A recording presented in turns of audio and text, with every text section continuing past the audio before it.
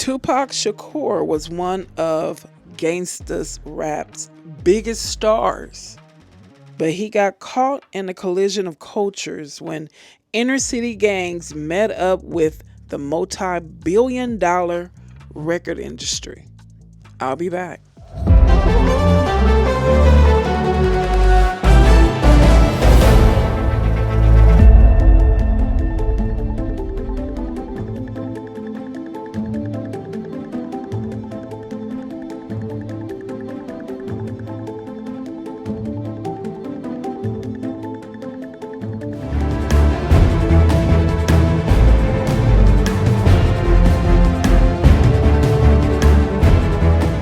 Hello, good evening, good morning. Let's jump into this.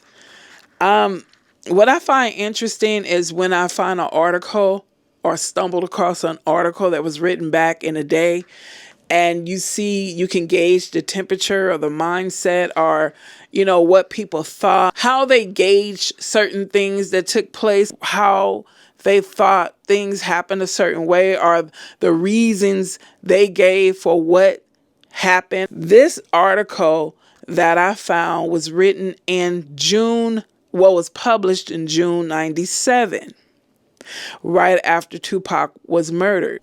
I find it interesting learning what they wrote about. And then when you see what's unfolding before our eyes, comparing the article to what's actually happening or what they claim actually happened is fascinating. And did you guys catch that? I said article. So I know there are people, I did some other videos on Tupac and there were people in the comments saying, oh my God, Tupac was not a gangster rapper. Listen, I'm only presenting to you guys what was written in the article. I didn't say it. So if you got an issue with people calling Tupac a gangster rapper, I think you should take it to the source, right? Okay, so let's get into this article. The takedown of Tupac. So even back then, they figured something dirty was happening. Something dirty took place underneath the surface. When 25-year-old Tupac was shot and unalived in Las Vegas last fall. This was in the 90s, folks. He was riding in the passenger seat of a BMW 750 sedan driven by Suge Knight, the head of Death Row Records. Death Row, the leading purveyor of West Coast gangster rap, is a music business phenomenon. The company earned $75 million in revenues last year. The first album Tupac made for Death Row, All Eyez on Me, which was released in early 96, sold over 5 million units. Tupac had made 3 earlier albums, but they had never reached the stratosphere of the quintuple platinum. Still, the days preceding his murder were anything but halcyon for him. It had become increasingly clear that there was a steep penalty to pay for having thrown in with Suge Knight. Even for the rough edge music industry, which has historically been prone to excess and to connections with criminal elements, Death Row was a remarkable place. It was nothing for Knight to hand over a stack of $100 bills to Tupac for a weekend's expenses. Knight's office in Los Angeles was decorated in red, the color of the Bloods.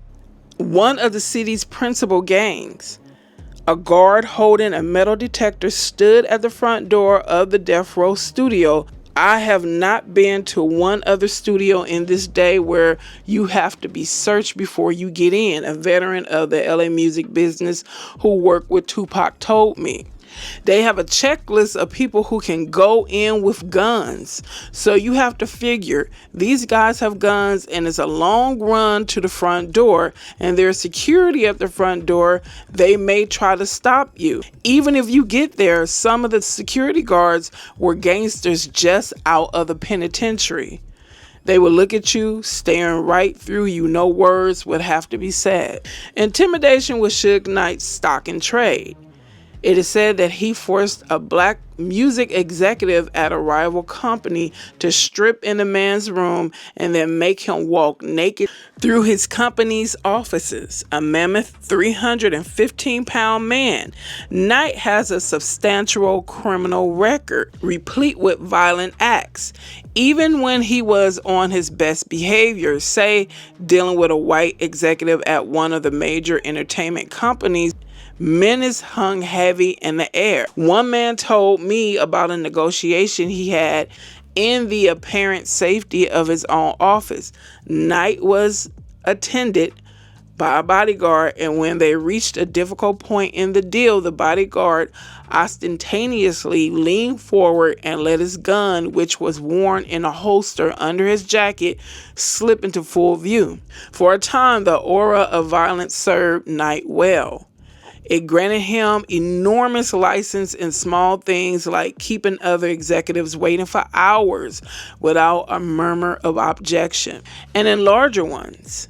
Music and video producers who claimed that Death Row owed them money were too frightened to demand it or to sue. The potential for violence was also a powerful disincentive to anyone who might have considered talking to law enforcement authorities about questionable practices. Moreover, it did not keep him from doing business with two of the entertainment industry's corporate giants. Death Row has been funded since its inception by its distributor Interscope, which for years was partially owned by Time Warner, and which Universal has had a 50% interest in since early last year. I didn't know. Time. Okay, let's go on.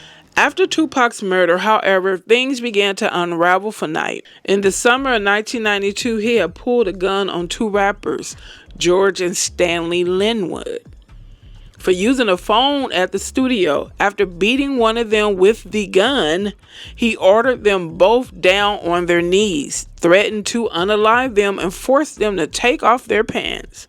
He was convicted on assault charges and put on probation, but 4 years later, just before Pac was unalived, Knight took part in the beating of a man in Vegas, and this put him in violation of his probation. In February of this year, he began serving a 9-year sentence and is now in San Luis Obispo State Prison. In addition, hundreds of millions of dollars worth of suits have been filed against Death Row, the largest being that of Tupac's estate, charging that he was defrauded of over $50 million and seeking damages of $150 million. And there may be more to come. A team of agencies, including the FBI, DEA, and IRS, are investigating allegations of money laundering, links to street gangs, drug trafficking, and organized crime at Death Row. I think Tupac, you brought down one of the most evil empires of my time. One of his friends who grew up in the music business says he did not intend to romanticize Tupac. This friend, like many others, acknowledges that Tupac was famously split between what he himself referred to as his good and his evil sides, and that it was his darker side that seemed to have gained dominion during much of his tenure at Death Row. Nonetheless, these friends insist that was not the real Tupac. The real Tupac was gifted, sympathetic, intent on articulating the pain of young blacks in the inner cities. And the real Tupac was trying to leave Death Row when he was unalived. Unfairly or not, Tupac Shakur's name has become synonymous with violent rap lyrics and thug life, a phrase Tupac had tattooed across his midriff. While he was alive, he was censored by politicians and, like other rappers, was kept from performing in some concert arenas because promoters could not ensure the events against the threat of mayhem from fans. At the same time, however, he was suspected by many in his core ghetto audience to not being cold-blooded enough to measure up to the status of the archetypal gangster rapper. These conflicting views of Tupac reflect, to a degree, racial and social chasms. Rap fans insist that performers be authentic representatives of ghetto life, that they live the life they rap about, that life conform to art, so to speak. Rap's critics, on the other hand, are terrified that life will conform to art, that the behavior, the drug dealing, and the violence described by rappers will seep into the mainstream culture. The majority of ardent fans and consumers of rap are, in fact, middle-class white youth. 70% of those who buy rap records are white. It is the fear of a violent, marginalized culture's influence on susceptible young people that fuels much of the political debate, and this fear is exacerbated by the widespread adoption of hip-hop style. Here's the thing that I have to say about white youth being the majority purchasers of rap music. You know, it's the obvious behind this, right? Most of them didn't grow up in a hood. Most of them grew up in the suburbs, which was created for white America. They grew up away from the inner struggles in the ghettos and the slums and the violent city life.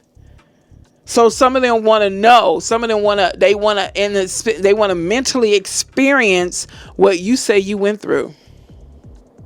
So most of them, the closest they can get to learning it is buying these rap albums. When you grow up in the hood, when you grew up in the hood and projects, street life, why you need to go buy a rap album when you lived it? Was you living in LA in the 80s? Why I need to listen to the ish that I witnessed? Ugh, let's go on. Controversy, of course, has never hurt sales.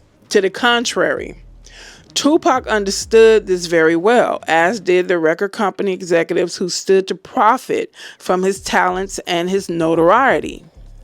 The more trouble Tupac got into with the law, the more credibility he gained on the street, and the more viable a rap star he became. The huge commercial success of gangster rap created a peculiarly volatile nexus between the worlds of inner city gangs and the multi-billion-dollar record industry. Tupac sometimes said that he thought of his songs as parables, and now it is his own life, his journey into those two worlds, and his emulation at the point at which they converge that seems almost allegorical. The world of Suge Knight in South Central Los Angeles is at a far remove from the one in which Tupac grew up, though each in its own way romanticized violence. Afeni Shakur, Tupac's mother, was a member of the Black Panther Party. Early in 1971, while she was pregnant with Tupac, she was on trial for conspiring to blow up several New York department stores. She and her co-defendants, the 21 Black Panthers, were acquitted just a month before Tupac was born. He was named for the last Inca chief to be tortured, brutalized, and murdered by Spanish conquistadors. A warrior, Afeni says. His surname, Shakur, is a kind of clan name taken by a loose group of black nationalists in New York. The phrase Black Power had been like a lullaby when I was a kid, Tupac recalled in a deposition he gave in '95 in a civil suit in which it was charged that some of Tupac's lyrics had influenced a young man who murdered a Texas state trooper. Now, I would like to briefly draw your attention to Tupac's 1995 deposition. He was being sued by a Texas state trooper's family. They felt that Tupac's lyrics were the motivation of a shooting. Well, caused somebody, an individual, to have a shootout with the Texas state trooper. Okay, check this out. How'd you get interested in music? With poetry, writing poetry. Mm-hmm. But junior high school? Yes. Okay. Junior high school. And poets I saw were like looked on as like wimps. Mm-hmm. So I did that personally, But then I started turning the poetry into songs, and I got more attention. How'd you get into rap? It is, in my opinion, that I was rapping while I was writing poetry. Okay. And so I was into rap, I guess you could say, from junior high when I wrote my first poem. And after I heard on the radio that there were other poets who made records and they were selling and it was working, then I decided to change the method of my poetry. How do you define rap? What constitutes rap? That's what it is, it's poetry. To me, it's storytelling, poetry. To music with a beat? With or without music, you can acapella rap. Okay. But it has some type of beat and tune to it, doesn't it? Even if you don't have accompaniment? No, even iambic pentameter is rap. You know, it's the way you write it and the structure. It depends on how you write it, as to whether you need a beat or whatever. I guess it just wouldn't sell that much if you have a beat. So the music is more of a selling tool than it is necessary. Now, you were performing, by the time you did your solo album, what people call gangster rap. No. You were not? No. What would you call what you were performing? Rap music. Rap music. Okay. Have you ever performed gangster rap? No. Okay, and why would you say that? Because I don't know, number one, what gangster rap is. Number two, I don't classify what my music is as gangster rap. Have you heard the term? A lot. Okay. This next statement that I'm a victim for real. I really got my ass beat. I really don't like police. I didn't say that. Where you at right there? Oh, I didn't say that. That's not what it says. Okay. It says, I'm a victim for real. Everything I talk is for real. I really got my ass beat. I really don't like that. The interviewer wrote police. Did you mean police? No. What did you mean? I really don't like crooked police. Okay. He remembered that when he was a teenager living in Baltimore, we didn't have any lights. I used to sit outside by the street lights and read the autobiography of Malcolm X. And it made it so real to me that I didn't have any lights at home and I was sitting outside on the benches reading this book. And it changed me. It moved me. And then, of course, my mother had books by people like Patricia Lumumba and Stokely Carmichael, Seize the Time by Bobby Seale, and Soledad Brother by George Jackson. And she would tell these stories of things that she did or she saw or she was involved with, and it made me feel a part of something. She always raised me to think that I was the Black Prince of the Revolution. Tupac had indeed become a Black Prince by the time he was killed, but not along the lines laid out by the political activists of the 60s. Afeni and her friends were involved in what they perceived as revolutionary activity for the good of their community. Tupac and his fellow gangster rappers sported diamond-encrusted gold jewelry, drove Rolls-Royce Corniches, and vied with one another in displays of gargantuan excess. Nevertheless, Tupac did not forget who his forefathers were. In my family, every black male with the last name of Shakur that ever passed the age of 15 has either been killed or put in jail, Tupac said in his deposition. There are no Shakurs, black male Shakurs, out right now, free breathing without bullet holes in them or cuffs on his hands. None. The leaders of the Black nationalist movement to which the other Shakurs belong had been virtually eliminated, largely through the efforts of the FBI. In 1988, Tupac's stepfather, Dr. Mutulu Shakur, had received a degree in acupuncture in Canada and used his skills to develop drug abuse treatment programs, was sentenced to 60 years in prison for conspiring to commit armed robbery and murder. The crimes he was accused of included the attempted robbery of a Brinks armed car in 1981, in which 2 police officers and a guard were killed, and for which the Weather Underground leader Kathy Boudin was also convicted. Mutulu was also found guilty of conspiring to break Tupac's aunt, Ashada Shakur, Joanna Shishamard out of prison. She had been convicted in 1977 of murdering a New Jersey state trooper, but escaped 2 years later and fled to Cuba.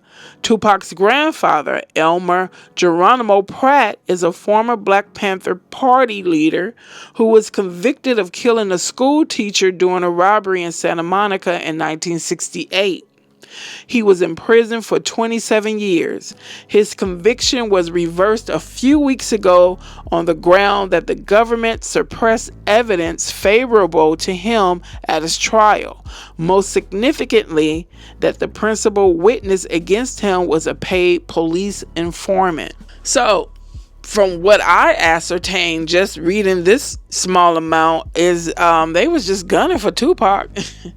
It didn't matter if he was an upstanding citizen or not. They was gonna come for him. Let's continue. It was a hunting lineage, and Tupac would frequently invoke the names of Mutulu, Geronimo, and other political prisoners in his lyrics. It was like their words with my voice, he said. I just continue where they left off. I tried to add spark to it. I tried to be the new breed, the new generation. I tried to make them proud of me. But at the same time, he did not want to be them. Their revolution, and in most cases, their lives too, were ashes. In the Panther 21 trial, Tupac's mother defended herself with a withering cross-examination of a key prosecution witness who turned out to be an undercover government agent.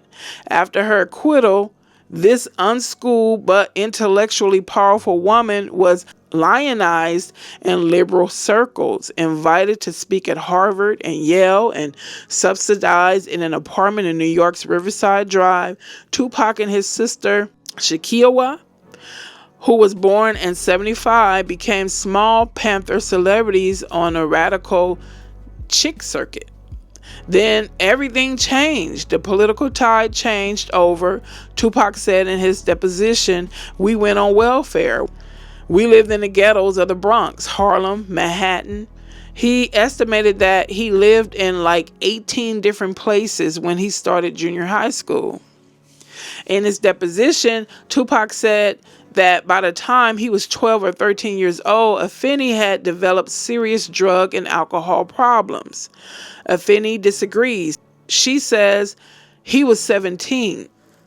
Tupac did not know who his father was, but he was close to Mutulu, who was the father of Shakiwa, and lived with them for a number of years. Then Mutulu too left, going underground when Tupac was 10, after the Brinks holdup.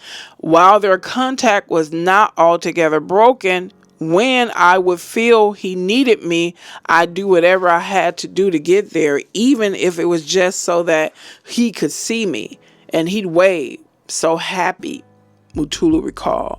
The connections came at some cost to Tupac. He had to keep secrets, Mutulu said. FBI agents would approach Tupac at school to ask if he had seen his stepfather.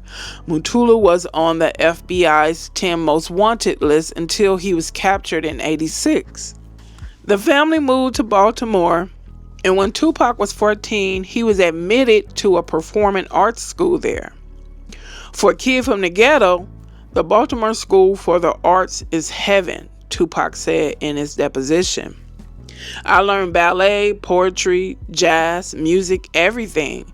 Shakespeare, acting, everything, as well as academics. Asked by his attorney whether he had been in any gangs at the time, Tupac responded, "Shakespeare gangs. I was the Mouse King in the Nutcracker. There was no gangs. I was an artist."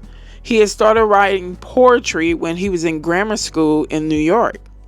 And it was only a short step from writing poetry to rapping. He wrote his lyrics with great speed and ease and was soon performing at benefits for Geronimo Pratt and other prisoners. Tupac spent 2 years at the Baltimore School for the Arts. When he first came in, Donald Hicken, a former teacher, recalls, he was a truly gifted actor with a wonderful mimetic instinct and an ability to transform a character. His work was always original, never imitated, never off the rack. Even in this talented group of kids, he stood out.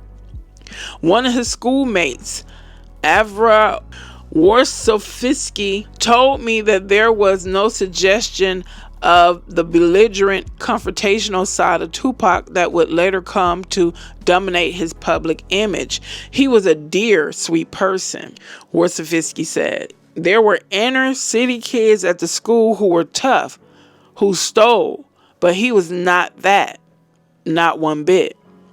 This idyll ended when Tupac's life at home became intolerable.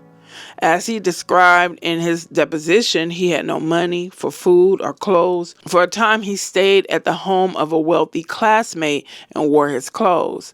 That didn't last, though. So I had to go back home. But my mother was pregnant on dope crack.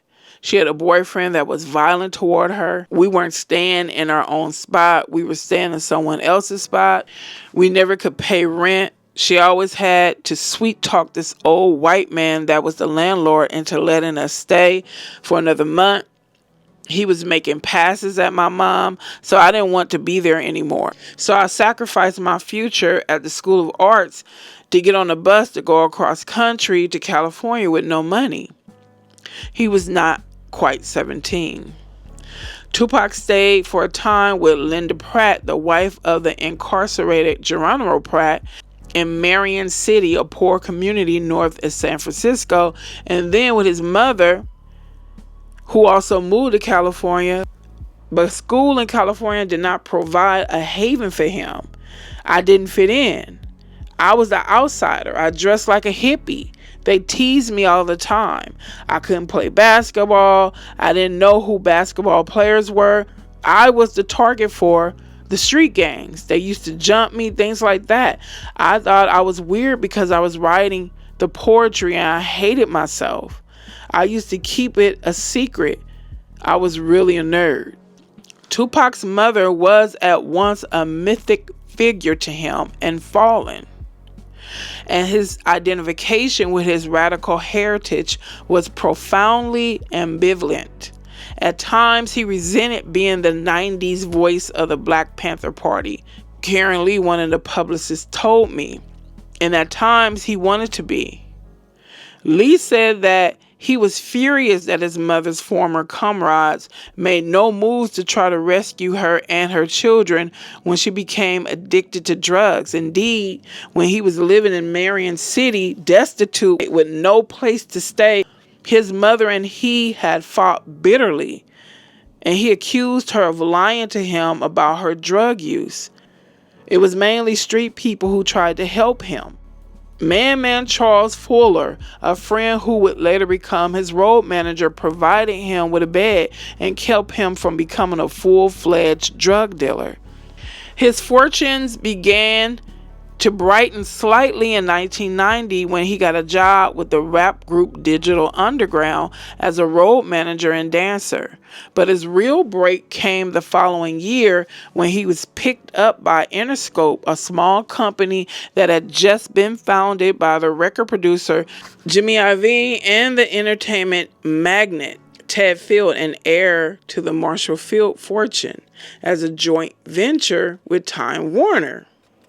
Tom Whaley, who signed Tupac at Interscope, had brought in a demo tape Tupac had made, and Ted Field gave it to his teenage daughter. She told her father how much she liked it. Whaley recalls being struck as much by Tupac's looks, his presence, as by his talent.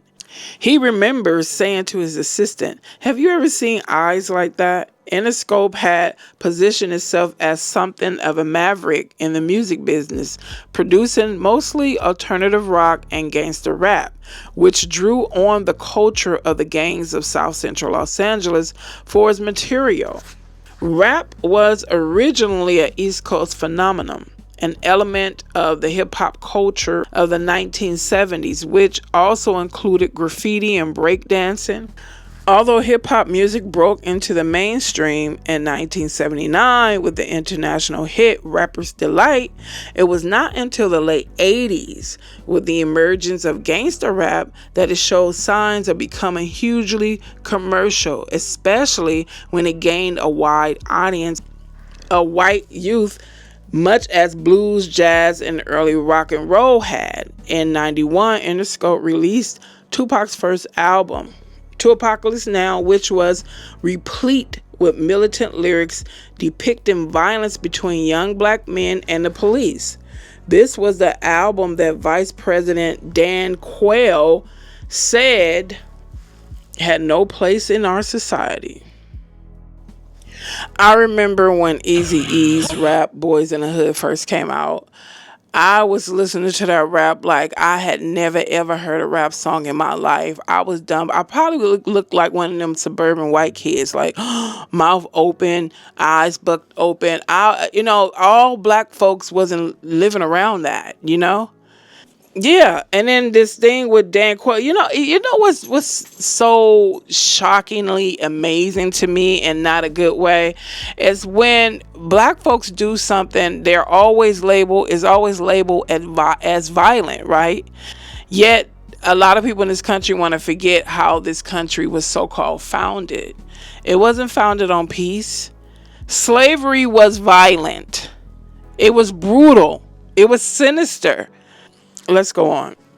In the deposition Tupac gave in 95 when he was asked to interpret several of the songs on Tupacalypse Now, he explained that it was his practice to introduce a central character through whom he could develop a narrative, because he believed that before you can understand what I mean, you have to know how I lived or how the people I'm talking about lived. You don't have to agree with me, but just to understand what I'm talking about. Compassion, to show compassion. He also said that he was not advocating violence against the police, but was simply telling stories that describe reality for young black men, and cautionary stories at that, in which violence against the police often leads to death or imprisonment. On one track he says, they claim that I'm violent just because I refuse to be silent. The song on the album that proved to be the most popular was entitled Brenda's Got a Baby. Tupac said that he had written the song after reading a newspaper story about a 12-year-old girl who got pregnant by her cousin and threw her newborn baby down an incinerator. Asked by his lawyer whether he considered the song a political statement, Tupac said yes. When this song came out, no male rappers at all anywhere were talking about problems that females were having, number one. Number two, it talked about sexual abuse. It talked about child molestation. It talked about families taking advantage of families. It talked about the effects of poverty.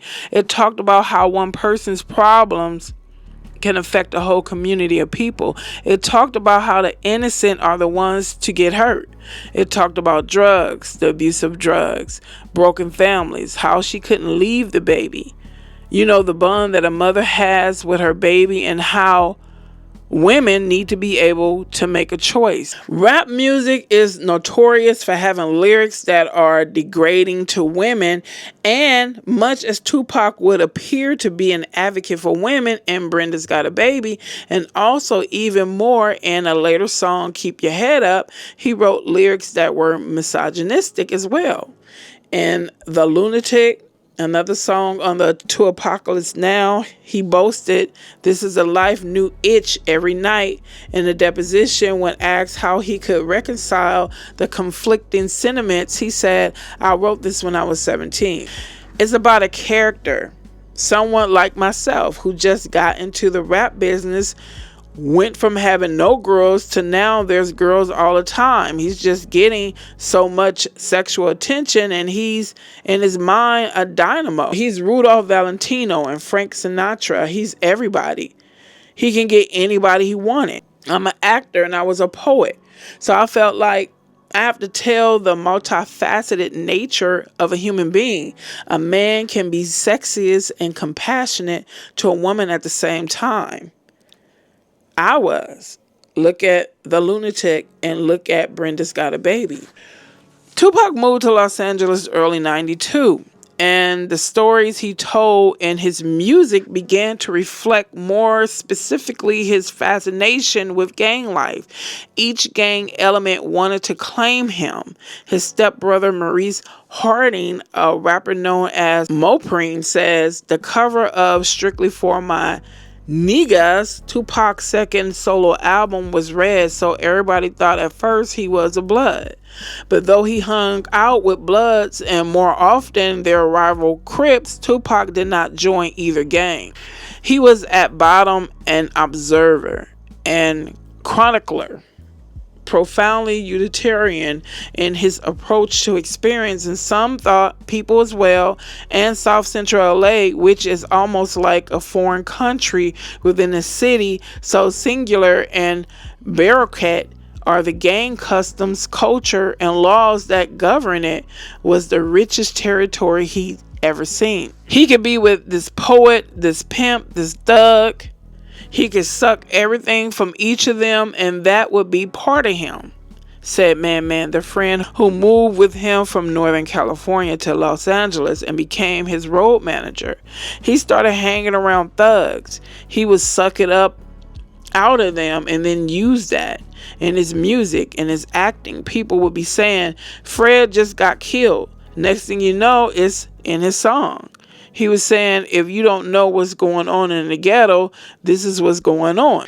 Tupac was particularly vulnerable, however, to the charge that he had not paid his dues, that he was not a real gangster. For all the swaggering that would come to dominate his public image as a gangster rapper, he was considered within that world to be a novitiate. When he moved to LA, Tupac said in his deposition, he didn't have a slingshot. He didn't have a knife.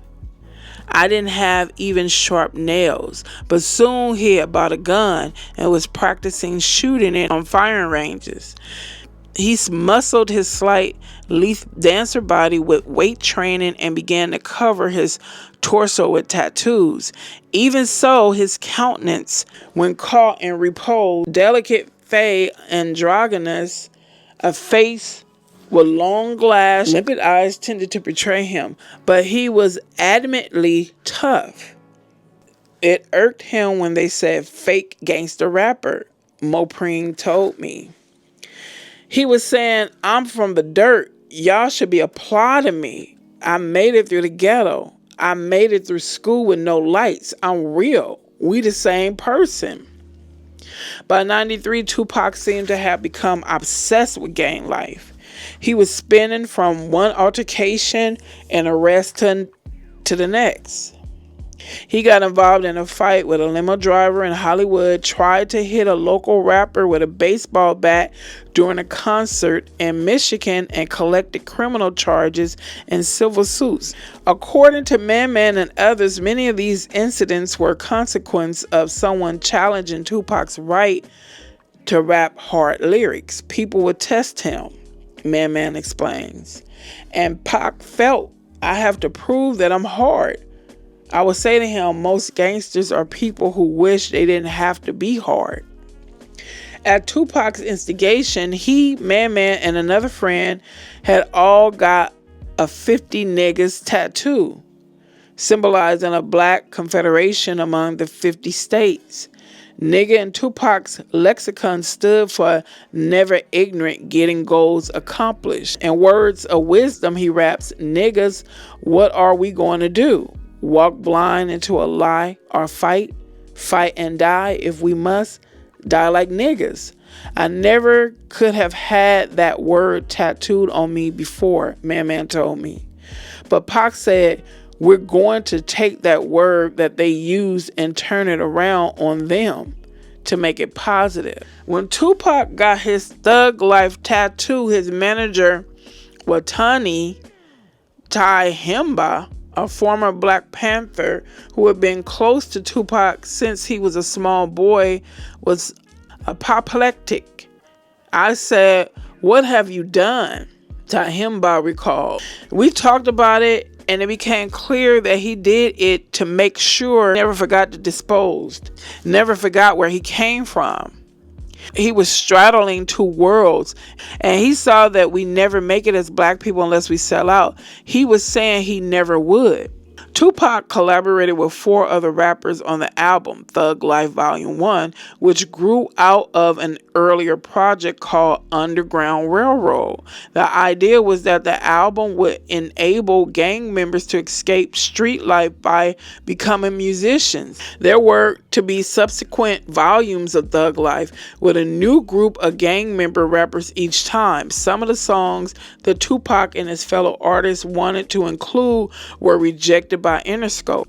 Tupac acknowledged that he wouldn't play Thug Life to kids, not that it's anything that would make them go crazy or anything, but I wouldn't. Still, he knew that it was the hardest lyrics that sold the best and were perceived to be the audience to most closely mirror life in the ghetto. Pac became the spokesperson for the ghetto. He rapped our pain. Sky Trust Hymns, a West Coast rapper who appeared on the Thug Life album, told me, "In the LA ghetto, 4 or 5 people get killed every week. You don't hear about it. Only their families know." Through Sky and others, Tupac was now experiencing that life directly. In several of his songs, Tupac said, "Remember Kato? Big Kato was like my brother." Sky said, "He got killed for my car. It had Dayton rims. They cost $2,500. They killed him for it." Mental Illness, another rapper with whom Tupac became friendly through Sky, was also killed, and Sky's brother killed himself. "I guess from the stress," Sky said. "If you're rapping this hard stuff, you have to live it," Scott declared. "Otherwise, people check your resume and say, 'You don't look like you're hard from your resume. Let's see if you are.'" Pac always felt he had to prove something to his homeboys. He points to the wraps or bandanas Tupac wore. He started wearing red around Crips and blue around Bloods so that when he was around Crips, Bloods wouldn't think he was a Crip, and blue around Bloods so Crips wouldn't think he was a Blood. His behavior was not right. He was on the edge, but they just figured he was Tupac the rapper. Mo Preem recalled an incident that was emblematic. There was a fight at the Comedy Store and some gang members were after him. So he put on his bulletproof vest and all his guns and he went to their place. He said, "Y'all looking for me? Here I am." After that, Mo Preem added, "The gang, duly impressed, didn't bother him." Legendary as such an exploit became, the reality was rather more complicated. Watani Tahimba told me that it was the Rolling 60s set of the Crips that Tupac had gotten in trouble with, and that he and Mutala Shakori each contacted their leadership.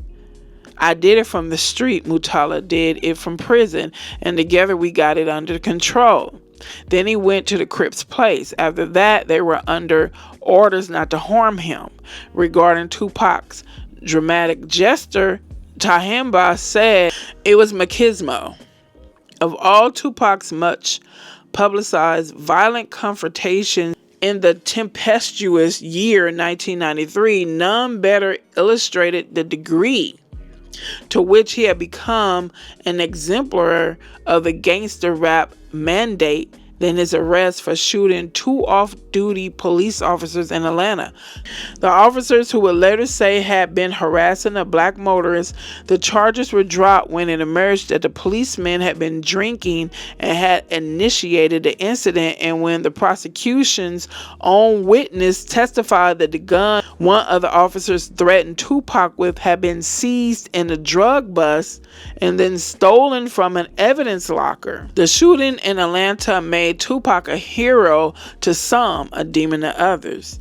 They were acting as bullies and they drew their guns first, Mutala Shakur says of the officers. Tupac's response sealed him as not only a rapper but a person who was true to the game. that made him to the people who were his audience real, and if not liked, respected. However, to the law enforcement community and the political conservatives, who were rap's most vocal critics, Tupac was not only propagating insurrectionist rhetoric in his lyrics, but acting it out as well. Gangster rap had been provoking concern among law enforcement authorities in this country since at least 1989, when an FBI public affairs officer wrote a letter to Ruthless Priority Records, which distributed records by the group NWA. The FBI was concerned specifically with the song F the Police. Advocating violence and assault is wrong, and we in the law enforcement community take exception to such action. The FBI officer wrote, in 1992, police groups and their allies, most visibly Vice President Quayle, denounced Time Warner for having put out the song Cop Killer by Ice-T the following year. Time Warner released Ice-T from his contract, citing creative differences. Now, I have a question. Why does law enforcement not go off or go hard at heavy metal like they do rap? Have you heard the lyrics of heavy metal groups? That's all I'm gonna say. Let's continue. Officer Gregory White of the LAPD, who works in a special gang unit, explains that gangster rap is a legitimate concern of law enforcement agencies because it often involves criminal activity. Rap is a way to launder dirty drug money, he says, according to White. Some record companies provide fronts for the gangs, but he adds that it is rap music, anti-police rhetoric that is particularly pernicious. Charles Ogletree Jr., a black attorney who is a professor at Harvard Law School and who represented Tupac on a number of cases in the last year of his life, notes that people in law enforcement not only disliked Tupac but despised him. This wasn't just a person talking, but someone who had generated a following among those who had problems with the police and who spoke to them. He was saying, I understand your pain. I know the source of it, and I can tell you what to do about it. Police officers knew him by name. Bob Dole mentioned him by name. Mutulu Shakur believes that his own relationship to Tupac was a source of continuing concern to law enforcement authorities. Mutulu, who wears long dreadlocks and is revered within the black nationalist community, had been a target of the FBI and other police agencies for years before the Brinks robbery.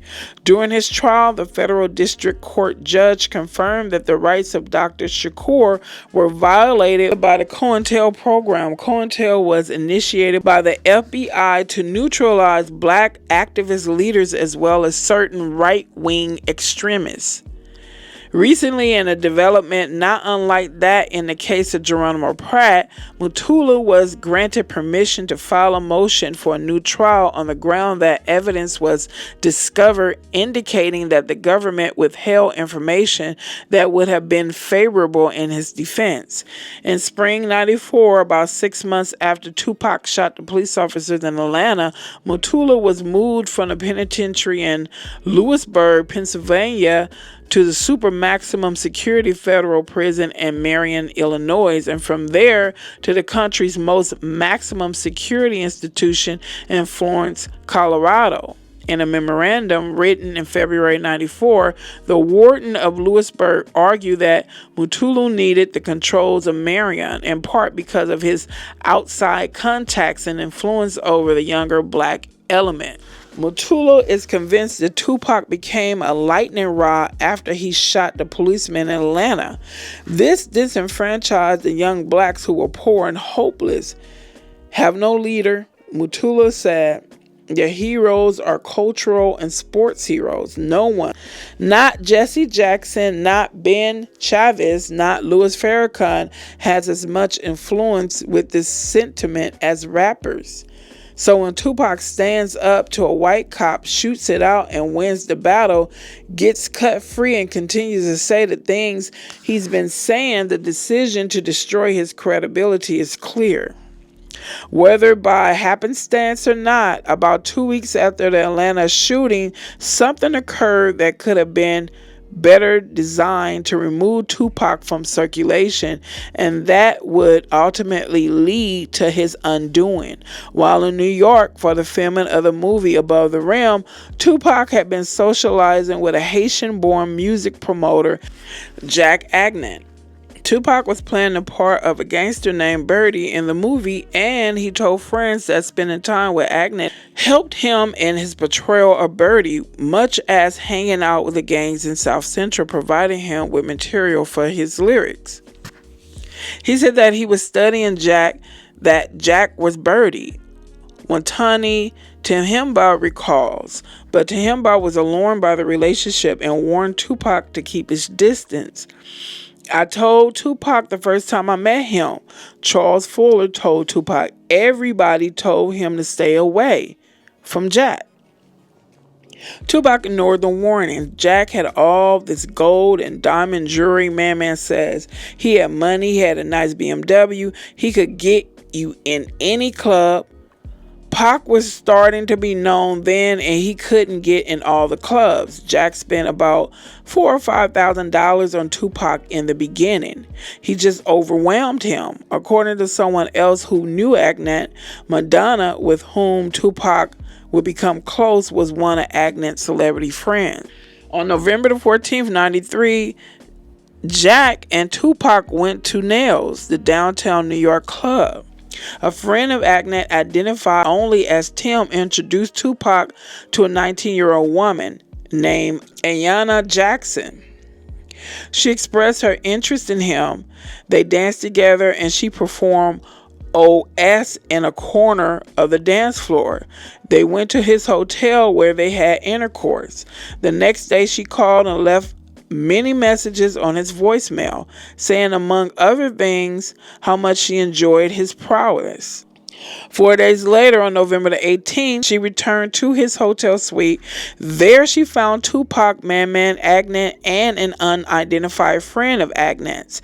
They all watched television in the living room, and then she and Tupac went into the bedroom. Later, the three other men entered the room. What ensued is disputed. Jackson claims that she was forced to perform OS on Tupac while Agnet partly undressed her and grabbed her from behind, and that they then made her perform OS on Agnet's friend while Tupac held her. Man, she acknowledged, did not touch her. Tupac claimed that he left the room when the other man entered and did not witness whatever happened. In any case, Jackson testified that she left the suite in tears and that Agnet told her to calm down, saying that he would hate to see what happened to Mike Tyson happen to Tupac. That is, a woman charging him with sexual assault, which is what Jackson promptly did. She summoned the hotel security officers who called the police. Tupac, Man, and Agnet were arrested. Agnet's friend left. Indictments were handed down on abuse, sodomy, and also weapon charges. 2 guns were found in the hotel room. Agnet's lawyer, Paul Brenner, who had represented the Patrolmen's Benevolent Association for many years, moved that his client's case be severed from his 2 co-defendants on the ground that only Tupac and Man had been charged with the weapons offenses, and that therefore the indictment was improperly joined. The prosecutor did not oppose the motion, something that Tupac's lawyers say is highly unusual, and the judge granted it. It was apparently after Agnet's case was severed that Tupac became convinced that Agnet was a government informer and had set him up. Tupac's suspicions were inevitably shaped by the experience of his extended family.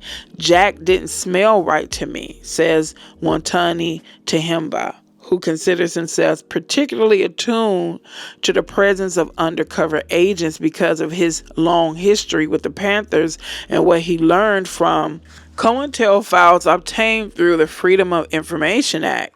One night in November 94, during the trial of Tupac and Man, Tupac was at a club with the actor Mickey Rourke. and a friend of Rourke's, A.J. Benza, a reporter of the Daily News. Tupac told Benza that he believed that Agnet had set him up. A couple of days later, Benza wrote an account of the conversation, recalling that Tupac had told him that Mike Tyson had called him up from prison to warn him that Agnet was bad news. On the night of November 30th, while the jury was deliberating, Tupac went to Times Square music studio to rap for an artist, Lil Sean, who, according to Man, had ties to Agnet. When Tupac and his entourage entered the lobby of the studio, 3 black men followed them, drew guns, and ordered them to lie down. Tupac reached for his own gun, which he usually wore in his waistband, cocked. The men then shot Pac 5 times, grabbed his gold jewelry, and fled. Convinced that the shooting had been a setup and that the shooters will return to finish the job, Tupac checked himself out of the hospital a few hours after surgery and moved secretly to the house of the actress Jasmine Guy to recuperate. When he returned to the courtroom, bandaged and in a wheelchair, he was acquitted of the 3 sodomy counts and the weapons charges, but in an apparent compromise verdict, convicted of 2 counts of sexual abuse, specifically forcefully touching Ayanna Jackson buttocks. Bail was set at $3 million, and Tupac turned himself in and was incarcerated. On February the 7th, 1995, he was sentenced to a term of not less than 1.5 to not more than 4.5 years in prison. A few months after Tupac was sentenced, Jack Agnet's indictment was dismissed and he pleaded guilty to 2 misdemeanors. When I asked Melissa Morgs, the assistant district attorney who had tried the case against Tupac, why Agnet had been dealt with in such a favorable way, she said that Ayanna Jackson was reluctant to go through the case again. Jackson had, however, brought a civil suit against Tupac following the trial. The suit was subsequently settled. Agnet's lawyer, Paul Brenner, believes that Tupac should never have been convicted. It was a very weak case, he says.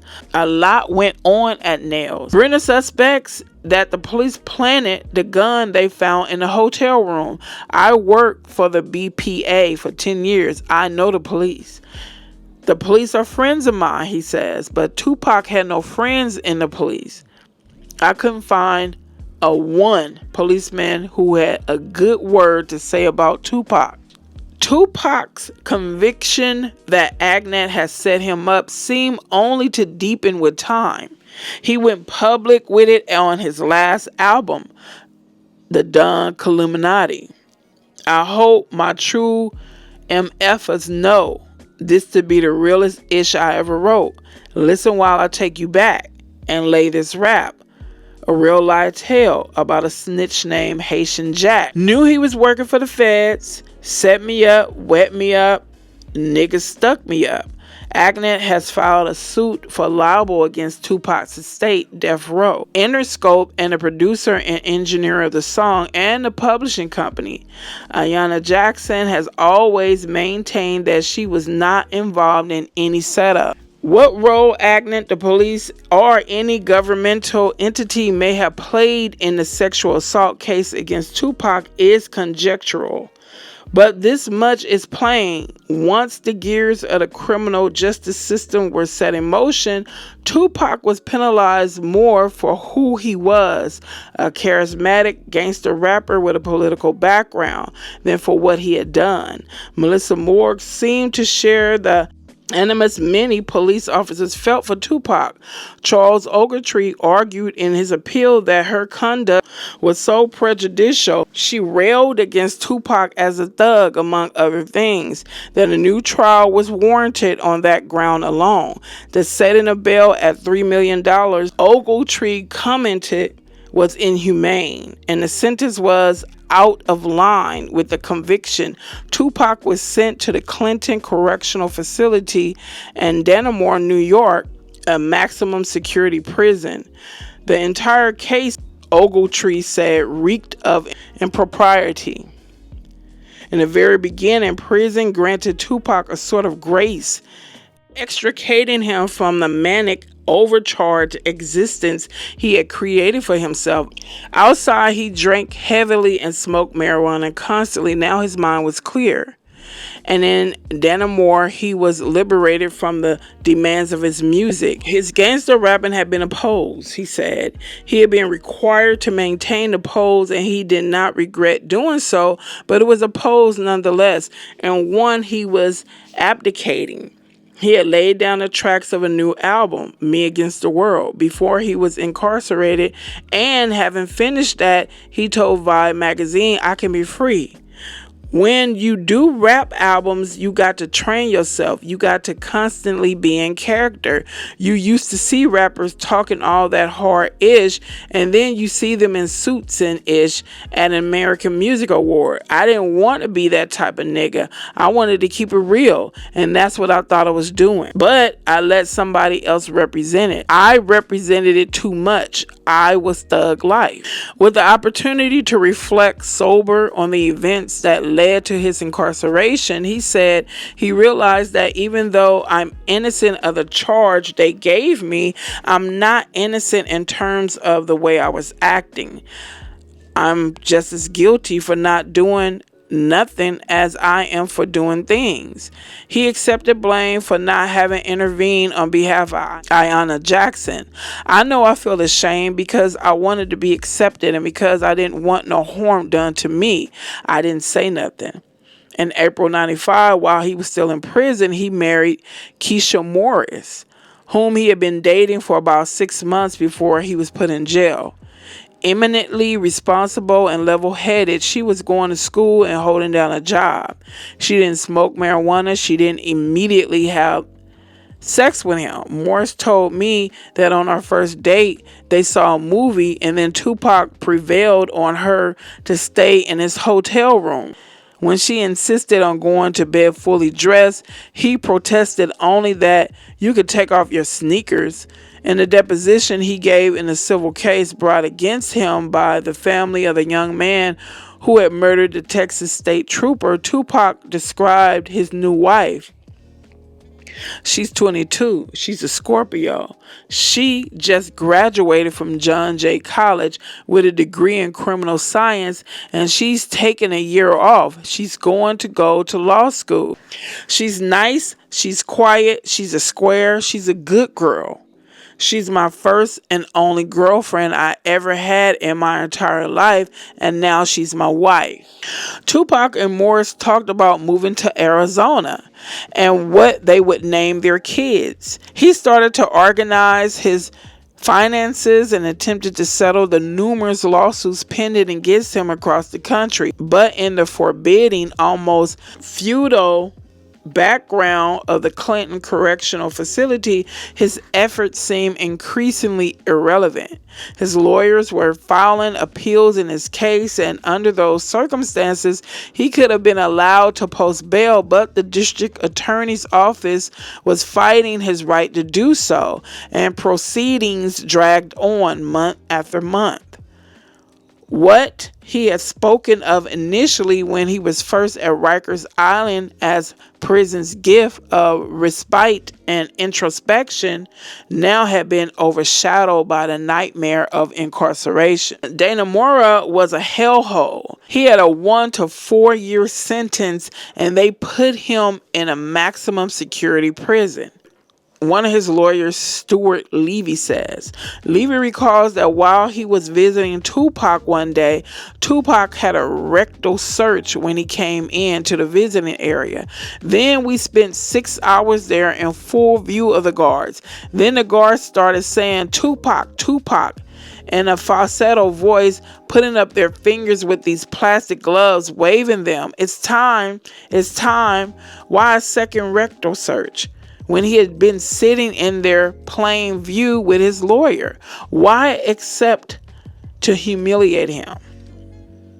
Yasmin Fula, who had known him since he was a baby and who visited him often in prison, recalled, "It was a terrible experience for him to be captive in a horrific situation with guards threatening to kill him, inmates threatening to kill him." He said, "I have never had people demean me and disgrace me as they have in this jail." Other factors weighing on Tupac contributed to his anxiety about being in prison. He was the breadwinner for a large extended family: his mother, his sister, her baby, his aunt, and her family, and more. Iris Cruz, one of the attorneys in the sex abuse case, who had been leery of representing Tupac but became beguiled and devoted. "Had he been this foul-mouthed, woman-hating kid, I wouldn't have done it," recalled that one day as he sat in court with a bunch of young children climbing all over him during a recess. He had remarked to her, "I don't work, these kids don't eat." He'd been deprived of his childhood, and then at 20, he had 20 people to support, she said. Beyond that, he had enormous legal fees for cases all over the country. After nearly 6 months in prison, despite the money being advanced by Interscope, Tupac's funds were depleted. Death Row Records offered to solve all Tupac's financial problems. Death Row had been started by Suge Knight and the rap producer Dr. Dre in '92.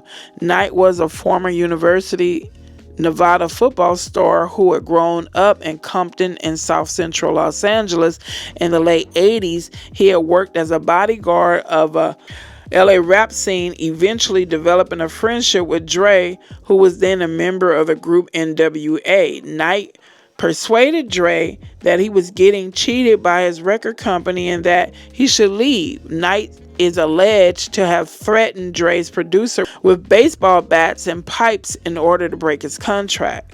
The release of Dre's album The Chronic shortly after Death Row was founded helped establish the company as a major force. By the summer of '95, it was one of the top record companies in the rap music world. Suge and Dre really were a magical combination. A black entertainment executive who was then at one of the big music companies told me they were trusted on the streets. White or black executives, no matter what they're thinking, were not going to be trusted. We're square to them, and Knight was a formidable manager. He never really seemed to sleep. He had an instinct with people about what he thought their marketability could be. He could motivate Dre to finish what he started, and he didn't take no for an answer. Dre had essentially all the ideas and Suge the management muscle to get it done. Death Row owed its start to Interscope. Jimmy Iovine and Ted Field had decided to fund Death Row and distribute its products in '92 when other companies had shied away.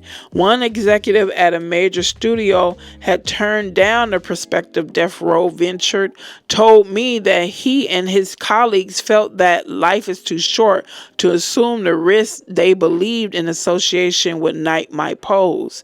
Jimmy is comfortable with gangsters. He can deal with them. It doesn't bother him, the executive said. He's a street guy himself. Iovine, the son of a Brooklyn longshoreman who many say aspired to be the next Dave Geffen, wanted to make his mark fast, and he was impatient with the progress of his new business at first. So he gambled and reaped the payoff. Gangster rap turned out to be a gold mine. But the disadvantage of being involved with Death Row was continuing reproaches from social critics and incensed shareholders. Time Warner had succumbed to the pressure of that nature when it disengaged itself from Ice-T in '93. By early '95, however, the profitability of gangster rap seemed to be tipping the scales of greed and fear. When Time Warner was discussing raising its stake in Interscope from 25% to 50%, they saw assurance that the relationship with Death Row would continue. Then, in late spring '95, Time Warner again came under attack for its involvement in gangsta rap, this time by the joint forces of William Bennett and C. Dolores Tucker, the chairman of the National Political Congress of Black Women. Tucker pointed to Pac, Snoop Doggy Dogg, and Dre, the latter two of Death Row, all of whom had problems with the law, declared that Interscope is a company Time Warner needs to get out of business with immediately. Tupac was too promising an artist for Interscope to consider jettisoning, but there was a compromise solution that might make it appear that Interscope was insulated from him. And the solution apparently made sense to everyone involved except Tupac. Suge Knight had wanted Tupac at Death Row for some time, although he had not been a Tupac supporter at first. He was not into the Tupac artist thing, a producer who knows Suge says. But then came his thug notoriety, being called a artist, getting in bras. With his problems, he became more attractive to Suge. Knight had been making overtures to Tupac with Interscope blessing. A music executive who worked with Interscope recalls Eyez saying to Knight, "Take this kid, take him please. He's out of control. You can control him, take him." Watani Tehemba remembers a meeting in '93 attended by Pac, Knight, Eyez, and himself, at which Eyez, saying it made sense for Tupac to work with Dr. Dre, argued strongly that he should sign with Death Row. Tehemba was surprised by Eyez explaining that Interscope and Death Row had a unique relationship, suggesting that Death Row's gang of Tupac would not mean Interscope's significant loss. The exact nature of that unique relationship may be of more than academic interest to federal authorities investigating possible criminal activities at Death Row. Suge Knight has always been at pains to portray himself as an independent operator. For example, he boasted that Death Row, unlike other small companies, owns its masters, the original recordings and albums, since the long-term value of rap recordings is only speculative at this point. Ownership of the masters is a matter of ego more than economics, a music executive explained to me, and in the case of Death Row, it was important for the image to say they were black owned, but in fact, Death Row's masters are heavily mortgaged and have been used as security against loans and advances from Interscope. Indeed, Death Row has been financially dependent on Interscope from the beginning. While Knight clearly had a great deal of autonomy, he and Eyez worked together closely. It was Jimmy and Suge. Someone who knew them both well told me, since no one wanted to tell Knight anything that set his fuse, he said it was Eyez who dealt with Knight. The relationship was very hands-on. Promotions and marketing for Death Row were handled by Interscope employee. If a production company was making a video for Death Row, its contract might well be with Interscope. The closeness between the two companies was underscored by their physical proximity. Until last year, they were located just across the hall from each other in an office building in Westwood. On a business flowchart, it may have meant just shifting Tupac from one box to another. But for Tupac to go from Interscope to Death Row only a hallway apart was to enter a different and far more sinister world. It was widely believed that one of the major investors in Death Row was a drug dealer named Michael Harry O. Harris, who was serving time for attempted murder as well as drug convictions. He was said to have provided the seed money for Death Row.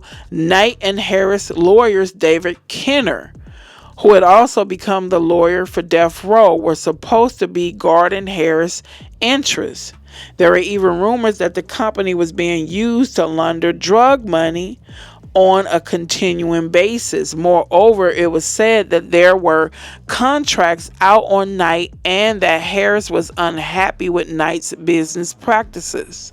How many of these stories had reached Eyez is not clear. He did, of course, know that Knight's criminal record and propensity for brutality when he first made the deal with Death Row, and as time went on, he became aware of the continuing climate of violence that enveloped the company. A lawsuit against Death Row and Interscope was filed on behalf of a man stumped to death at a Death Row party in early '95. As for Michael Harris' bankrolling of Death Row, Eyez told federal investigators that he had heard a rumor about it in '94 or '95, but it was not until December '95 when Harris threatened to sue the company, claiming that he owned half of it, that Eyez took the rumor seriously. If this was true, then Eyez was strangely insulated. For in LA music circles, Harris' role was widely gossiped about. Indeed, in the summer of '95, months before Harris wrote to Eyez about his intentions to sue, the head of the Time Warner Music Division, Michael Funks, made an overture to arrange a prison meeting with Harris. He was trying to decide whether the company should yield to the political pressure about gangster rap and sell its interest in Interscope, and he believed that it might well be Harris, not Knight, who could speak with authority to Time Warner about the future direction of Death Row. The meeting never took place because Time Warner executives and the board of directors quickly decided that the company should shed its troublesome investment by selling its 50% stake back to Interscope. Interscope was able to exploit that rebuff by turning around and selling the 50% stake to MCA Music Entertainment Group, now known as Universal, for a profit of roughly $100 million. Tempting as Knight's offer were, Death Row was the premier rap label, putting out one multi-platinum record after another.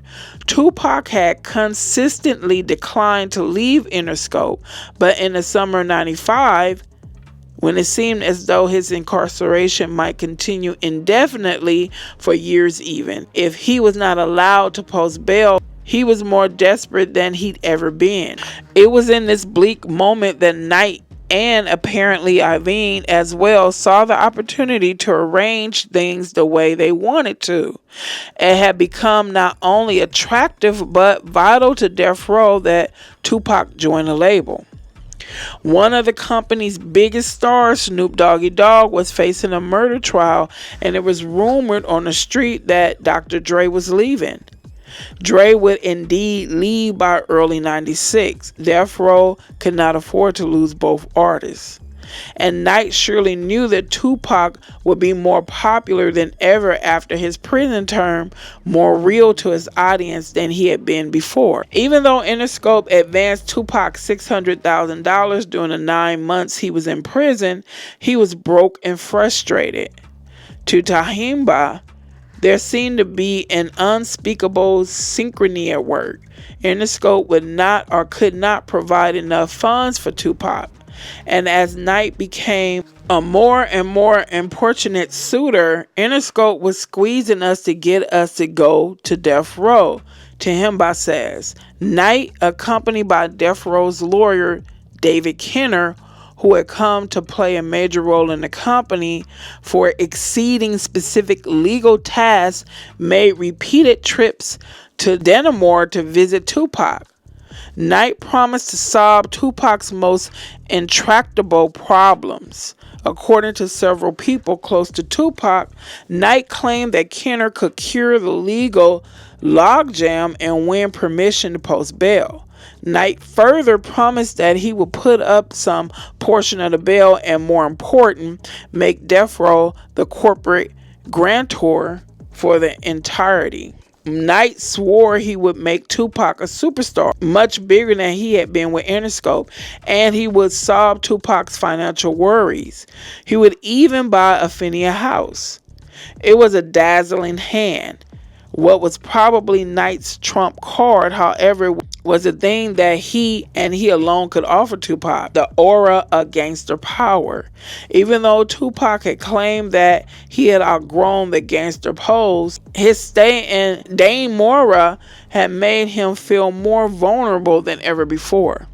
He wanted to get out of jail and he needed a label that could back him. A friend who visited him in prison that summer says the street ish had to be dealt with and Suge had the power on the street.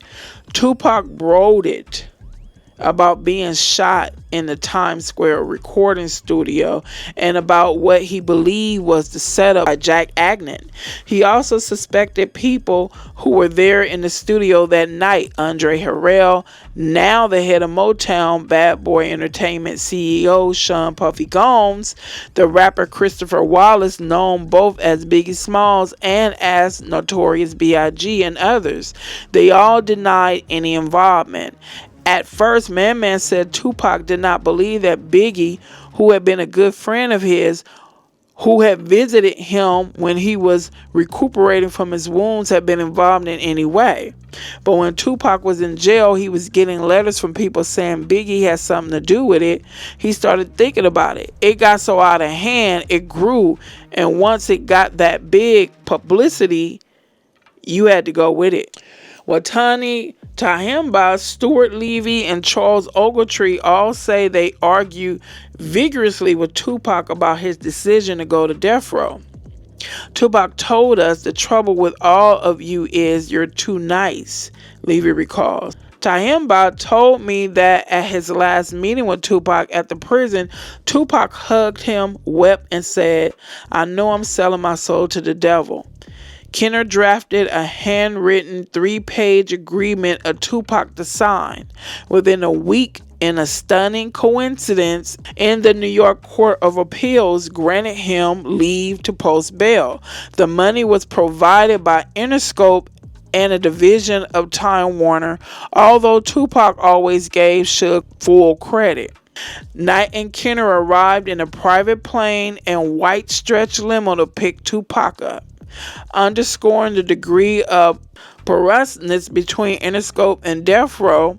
Tupac was, according to someone familiar with the negotiation, given a verbal release from his Interscope contract. As for Kenner's handwritten document, Ogletree, who would not see it until much later, says it wasn't a legal contract. It was absurd that anyone with an opportunity to reflect would agree to those terms. It was only because he was in prison that he signed it. Tupac was saying, "My freedom is everything. If you can get me my freedom, you can have access to my artistic product." In ways large and small in both art and life, Tupac instinctively pushed past customary boundaries, and when he came out of prison and joined death row, that impulse was heightened. He would work the longest hours, 19-hour stretches. Despite the consumption of enormous amounts of alcohol and marijuana, he would become the biggest star. He would become a superpower within the death row dominated world of gangster rap. Just 9 months earlier, he said, "Thug life to me is dead." Now he embraced it. Pac was like a chameleon, Syke says, echoing a common view among Tupac's friends. Whatever he was around, that's what he turned into.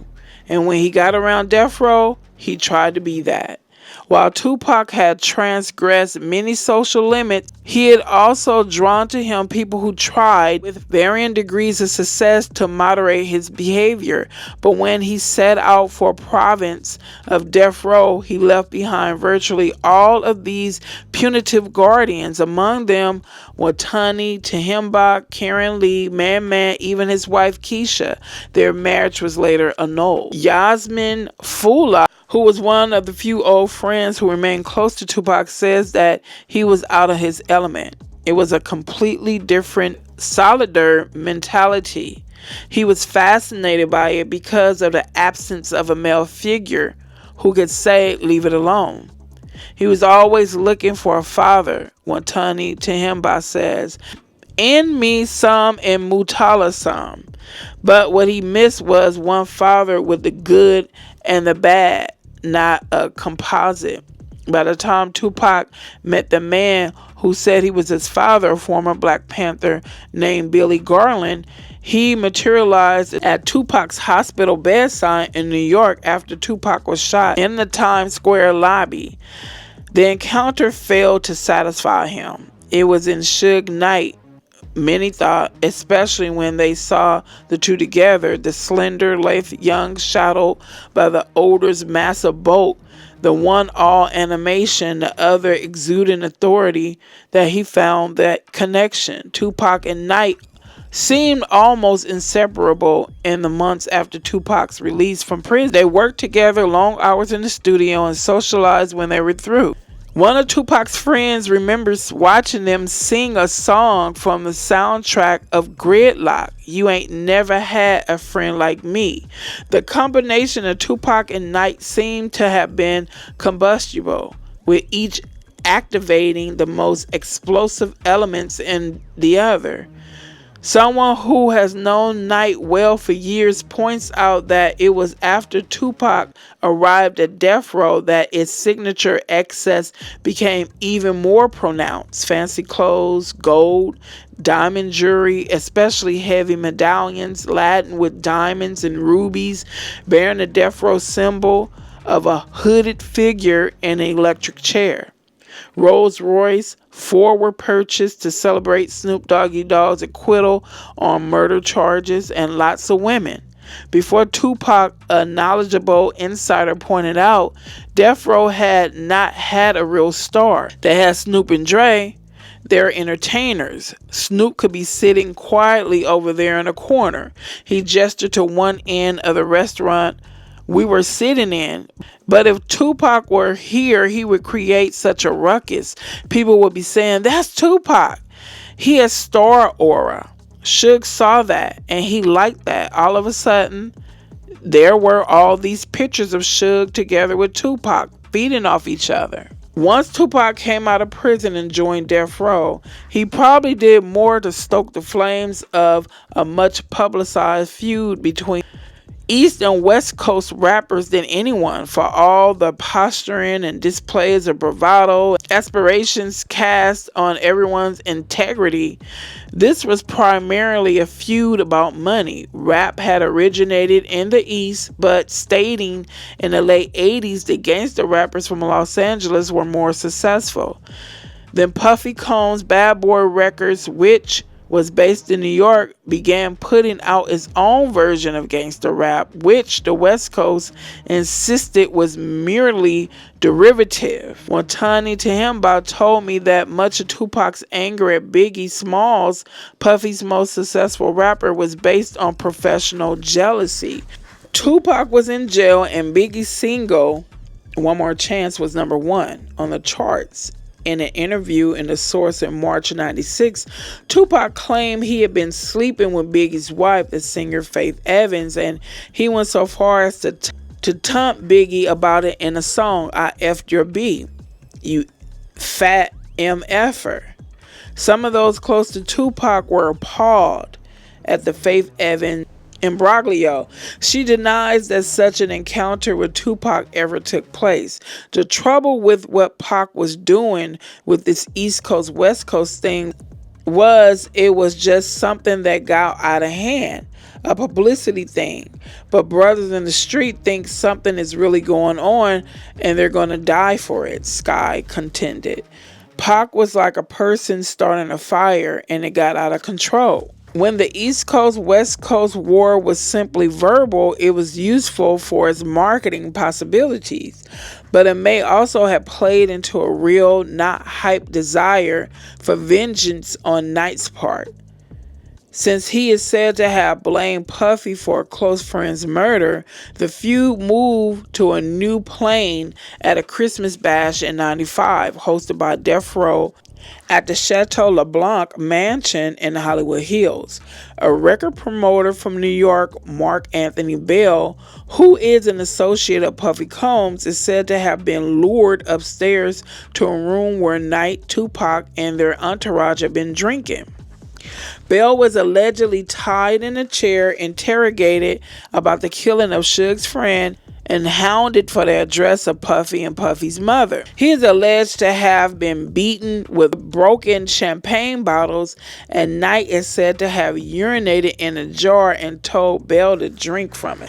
Bell received an estimated $600,000 settlement from Death Row, and he declined to press charges. A friend of Bell's told me that he had reached him in Jamaica about a month after the incident, and Bell had said to him, "I'm here till I heal. They busted me up bad." People who were with Pac the last year of his life are not surprised that he would be involved in something like this. When Pac was with Suge, one of his friends says, Suge would get him all stirred up and he'd try to behave like a gangster. He recalled another incident in spring of '96 when the producer said he wanted to leave Death Row with Dr. Dre. He came out all bloodied up, Tupac friends said, and Tupac was a part of that. He had to show Suge what he was made of. Tupac always wanted to be a leader, not a follower. Preston Holmes, the president of Def Pictures, who had worked with Tupac in the movies Juice and Gridlock, says, and in order to be on top of that world, he had to act a certain way, screwing the most women, stomping the most guys, talking the most ish. But he had conversations with him in this period when he would say gangsta rap is dead. I think he was trying to extricate himself. In February, Tupac had decided to start his own production company called Euthanasia, and he asked his old friend Yasmin Fula to come to LA to run it. Fula began trying to organize Tupac's business affairs. "We weren't getting copies of the financial accounting," she said. "We asked for them and they'd send a present like a car. We felt like there was this dark cloud over us. I knew so much was wrong, but Pac would say, yes, you can't keep telling me these things. I know what I'm doing." Fuller felt that Afeni, from whom she was becoming estranged, had been influenced by Knight's attentions. Tupac signing with Death Row had transformed the lives of his extended family even more than his contract with Interscope had. They had lived lives of scarcity, worrying about the next meal, worrying about how to pay the rent, Fuller says. But now they stayed at the elegant Westwood Marquise Hotel for several months, racking up an astronomical bill. Pac felt he was cursed with his dysfunctional family, Fuller says. Although he loved them, and as his success grew, especially in the last year, this presence grew. They were always there. Afeni Shakur says the Death Row in the beginning treated us much better than Interscope had. But she suggests that she was not oblivious to the dark side of Night and Death Row. She told me that Tupac had not allowed either Sky or Tupac's young cousins, the outlaws who traveled with him and whom he supported, and one of whom, Yafui Fuller, Yasmin's son, was shot and killed 2 months after Tupac's murder, to sign with Death Row because he didn't want any of them to live in bondage. She also told me that when Tupac encouraged her to go out socially with Knight's mother, she believed that he was doing that in order to protect her. Suge's mother was very nice, Afeni said, but I never gave her my phone number. We both understood it was the rules of war. The document that Kerner had drafted and Tupac had signed in prison stipulated not only that he would become an artist for Death Row, but also to represent Tupac, but also that Knight would become his manager and Kenner his lawyer. For Kenner, Death Row's lawyer also to represent Tupac was at best bad judgment and at worst a clear case of conflict of interest. And if Kenner possessed an ownership interest in Death Row as well, something which has long been rumored in Los Angeles music industry circles, but which Kenner has consistently denied, the conflict would be even more patent. It also might explain how he, a white criminal defense lawyer who in the 80s handled some of LA's most high-profile drug, racketeering, and murder cases but had virtually no experience in entertainment law, could have emerged at the top of one of the hottest black music record labels. Kenner's entree, it now seems plain, came through Michael Harris.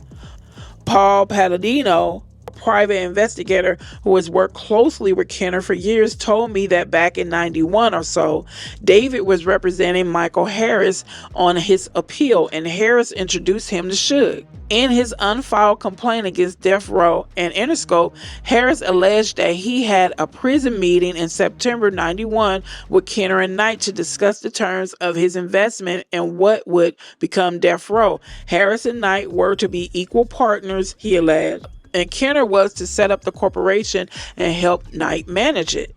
Knight and Kenner denied this.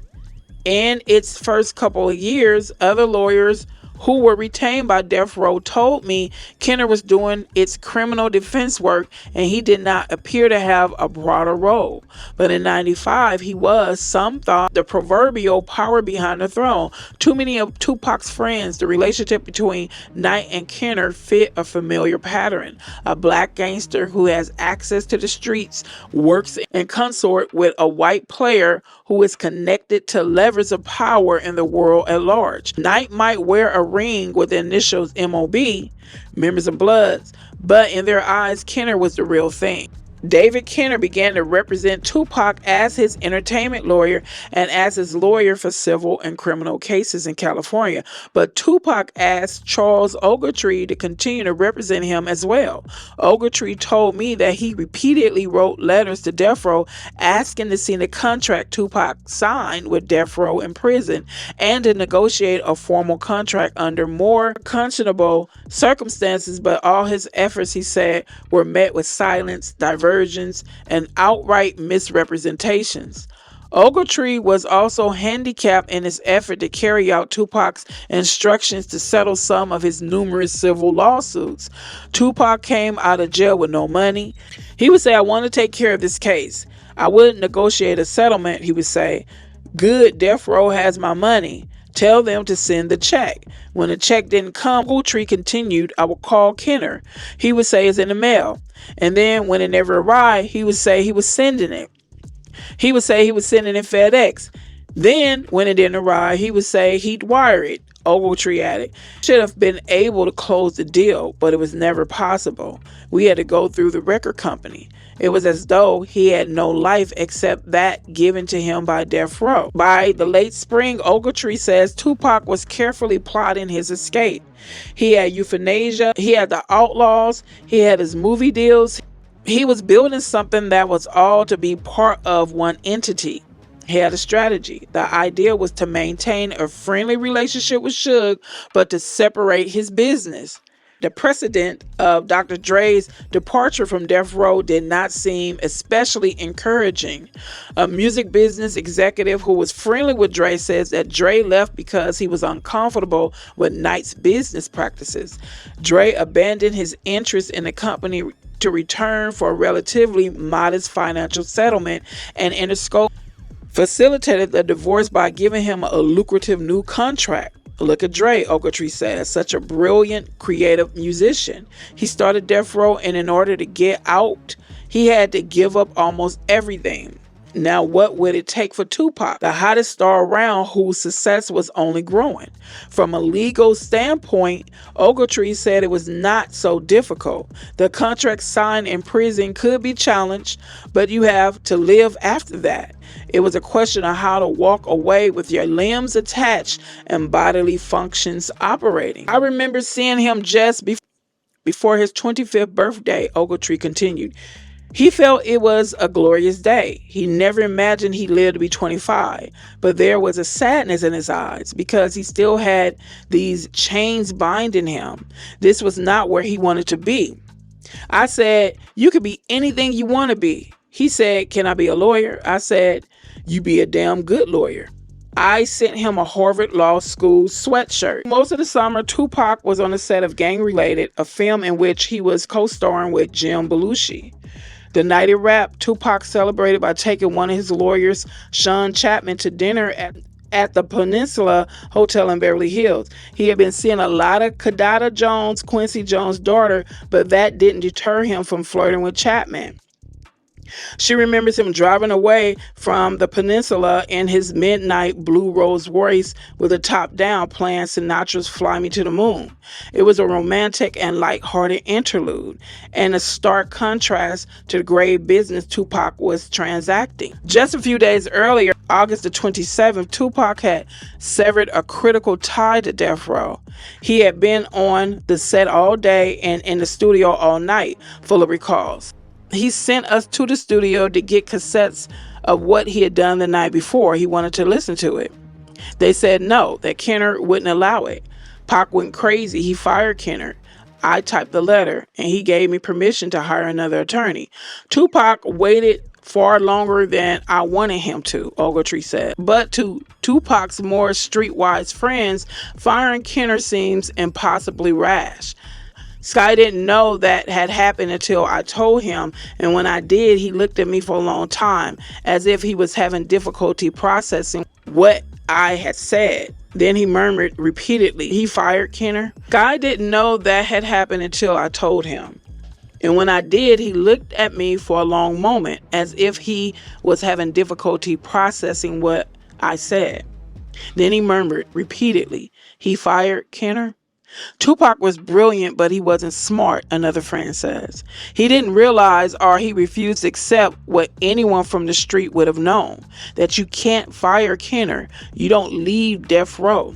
Suge Knight is said now to maintain that Tupac's differences were with Kenner, not with him. Knight had planned a big party at his Las Vegas club 662. On the phone pad, the number spelled MOB. On September the 7th, following a heavyweight boxing title fight between Mike Tyson and Bruce Sheldon, Tupac was supposed to attend with the Death Row contingent. He had just got back in LA from New York that morning, and he decided he was not going to Vegas. He told Fuller he was going to Atlanta to settle problems with some relatives there instead. But just a few hours later, she learned that he had changed his plans. Knight had persuaded him to go to Las Vegas after all. After the almost non-existent fight, Tyson knocked Sheldon out in less than 2 minutes. Knight, Tupac, and their entourage were on the way out of the MGM Grand when they came up on Orlando Anderson, a reputed member of the Southside Crips, the Bloods' long-standing enemies. According to an affidavit that would later be filed by a detective with the Compton Police Department, some Crips had robbed a member of Death Row of his company medallion a month or so earlier. Now in the hotel, the victim is said to have whispered to Tupac that Anderson was the thief. Tupac predictably took off after Anderson, followed by Knight and the rest of the Death Row entourage. They set upon him, beating and kicking him until hotel security guards arrived and broke up the melee. Tupac went to his hotel briefly, then rejoined the others about 2 hours after the fight. They were on their way to Knight's club in a long convoy of cars. Afeni Shakur says Kadada Jones, who was in Las Vegas that night, told her that Tupac had wanted to drive his Hummer, which is akin to a comeback vehicle, but Knight, insisting that they had things to discuss, had prevailed upon Tupac to ride with him. Knight drove his black BMW, and Tupac rolled in the front passenger seat with his window down. A former Death Row bodyguard told me that the situation was aberrant.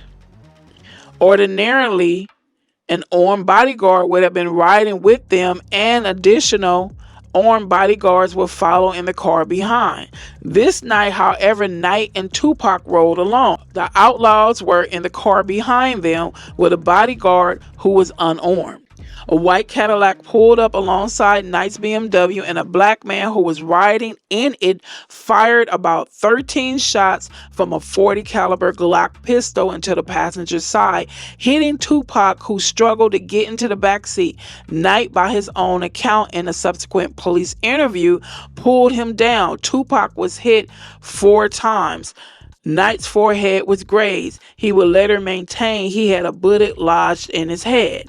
At the hospital, Tupac went into emergency surgery where doctors removed one shattered lung, and he was listed in critical condition. According to his mother and others who saw him over the next several days, he was first unconscious, and then because he was so agitated, he was heavily sedated. Knight, interviewed several weeks later by Time magazine, claimed that when he was sitting on Tupac's bed, Tupac called out to me and said he loved me.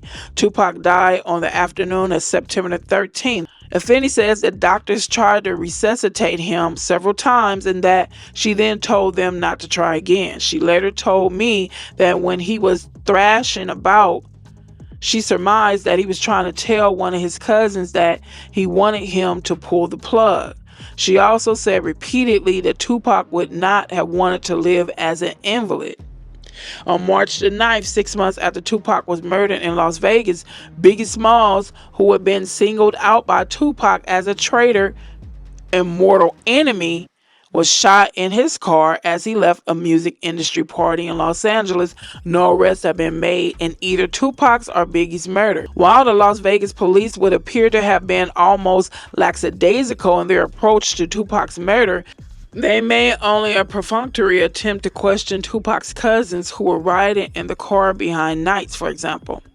It is also true that in that group of witnesses and among their peers, giving information to the police is taboo. When Knight was interviewed on Primetime Live, he said that even if he knew who shot Tupac, he would not say. "I don't get paid to solve homicides," he declared. There have been many theories about who killed Tupac. One of the most prevalent rumors, which began to circulate shortly after Tupac was shot and has persisted to this day, is that Knight himself had something to do with Tupac's murder. In mid-March, he gave an interview from jail to America's Most Wanted and said that he had not been involved. But many of those who were close to Tupac continued to suspect, based only on circumstantial evidence and their understanding of the street, that it was his attempt to leave death row that led to his death. Dre had managed to do it, but only by relinquishing any claim of death row. A music business veteran who was close to Dre told me that if Tupac had left death row, it would have been worse than devastating. It's an insult. It's a public slap in the face. It's not tolerable. I've made you and you're going to leave me? And 6 months after Dre did it, in another culture, he concluded, people sue you. In the last few months, Knight has been buffeted by one damaging revelation after another. The Los Angeles Times reported in October that he had given a recording contract to a daughter of a deputy district attorney, Lawrence Longo, who had helped strike his probation deal in the assault case, and also that David Kenner had rented a $19,000 a month Malibu colony house from the Longo family, and that Knight has stayed in it. Longo denies any wrongdoing.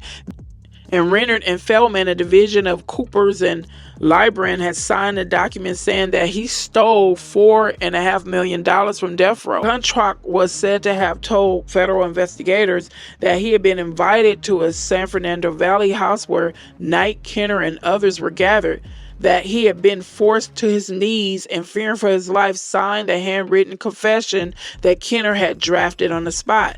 Knight says that no force was involved. Contract denies stealing the money. Contract, who is in hiding, has since been forced out by his firm. In mid-April, Afeni Shakur filed a racketeering suit against Death Row, Suge Knight, and David Kenner, alleging that they were engaged in a conspiracy to steal from Tupac.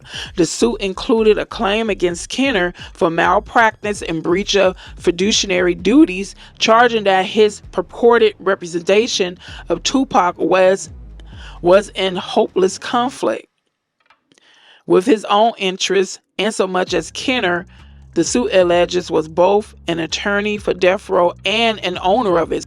And it was Interscope, not Death Row, that underwrote a memorial service for Tupac in Atlanta in November.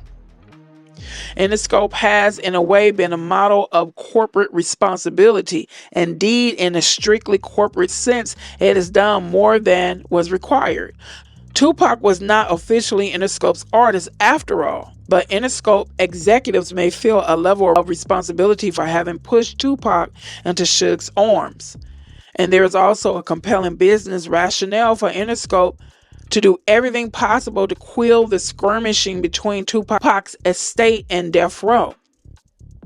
As one lawyer close to the situation points out, if Afeni didn't get what she wanted from Death Row, she would surely sue not only Death Row but Interscope as well. And on the theory, were so closely related as to have shared exposure, both subject to a legal process of discovery on this issue. A couple of months ago, it was reported that Seagram, the parent of Universal, is considering buying for $350 million the half of Interscope that Universal does not already own.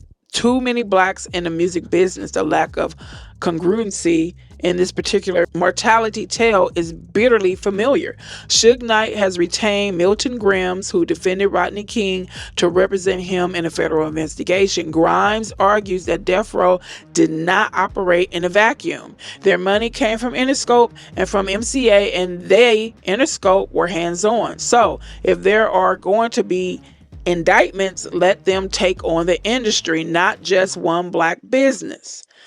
That Interscope is widely regarded as the most successful new label since Geffen Records cannot be attributed solely to its affiliation with Death Row. Interscope has hugely successful rock groups, including 9 Inch Nails, Bush, and Wallflowers, and the pop groups No Doubt and God's Property. But it was Death Row that rescued them from their early doldrums and that delivered one multi-platinum album after another. And the legacy of Death Row to Interscope is a rich one. Death Row served an amazing purpose for Interscope. An entertainment executive told me it helped put them in the black music business. Today, no matter what happens, they have that. People in that community feel that they gave a black man power. They gave a black man autonomy. They gave a black man money. And anyone who got near it could have predicted that there would be a price to pay for its cultivation of gangsterism in lyrics and social conduct, and perhaps in business practices as well. Tupac, of course, paid the heaviest price of all. And as I said, this article was published in July 97. The takedown of Tupac. You know what?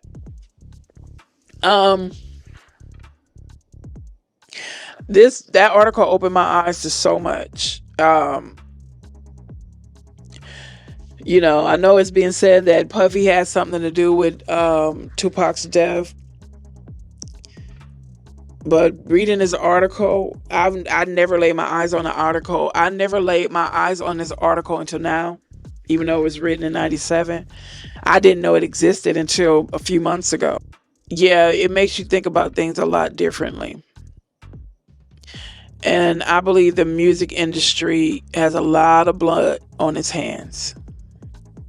Yeah. And people want to get, pissed off with the artists, and, people are pissed off with Diddy. And rightly so. I'm not trying to take that away. I'm not trying to justify anything. I'm not trying to make excuses for Diddy, but that's why I've been recently doing these videos talking about the music industry from the past, or the Hollywood industry. They're all connected. Movies, TV, and movies. They're all connected. That's why I've been recently doing them, because I'm trying to get people to understand that this didn't just start 30 years ago, 10 years ago, last week. It's been happening. Look how many black artists, died mysteriously, especially when they made plans to leave certain labels. Everything needs to be looked at. Those who listen to the entire video, thank you so much. We appreciate you. And that's it. My voice is feeling a little sore. Again, thank you. I'm shutting down the shop. Take care, and I will see you in the next video.